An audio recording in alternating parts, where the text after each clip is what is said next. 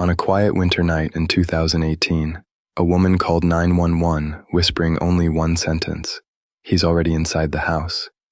What happened next was so disturbing.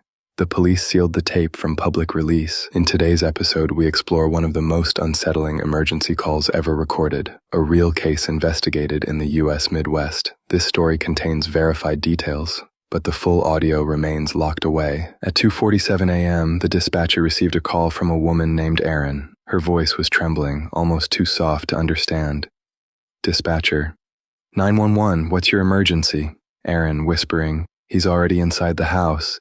A long silence, heavy breathing, something tapping, slowly, as if someone was dragging their fingers along a wall. The dispatcher tried again. "Dispatcher, ma'am, do you know where he is inside your home?" No reply, just breathing. Then a faint, shaky whisper. "Erin, he's watching me." Her voice cracked, not in fear, but like someone who had already given up.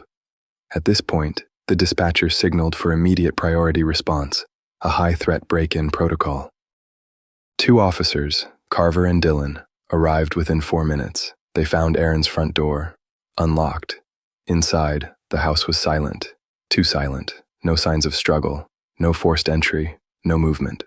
Carver, "Dispatch, we're inside, no sight of caller." They checked the living room, the kitchen, empty. Then, Officer Dillon noticed something on the staircase wall. Long, thin scratch marks, not from nails, from something sharper. As they reached the hallway, their radios crackled with static, unusual since the signal was strong in the area. Carver whispered, "Do you hear that?" Inside one of the rooms, faint breathing, rhythmic, slow, controlled. They pushed the door open. The bedroom was empty, but the closet door was open by just an inch. A draft of cold air seeped out, colder than the rest of the room. Dillon placed his hand near the opening and froze. There was someone inside, breathing, slow, deep, deliberate. He signaled to Carver. They opened the door fast, guns drawn. Inside, they found Erin, curled up, shaking violently, eyes wide open, staring at nothing. But what terrified them wasn't her expression. It was the fact that she was staring at the ceiling, not at the officers. Carver whispered, "Ma'am, who's inside the house?" Erin slowly raised her arm and pointed up. Both officers looked up instinctively. The ceiling vent was open. Only one thing could use that vent: the attic. The same attic that Erin said was impossible to access from inside. She had no ladder, no hatch, no way to reach it.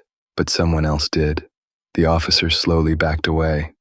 Carver called for backup. "Dispatcher, Carver, we're reviewing the audio. There's something in the background. It sounds like a second person breathing." Carver whispered, "We know."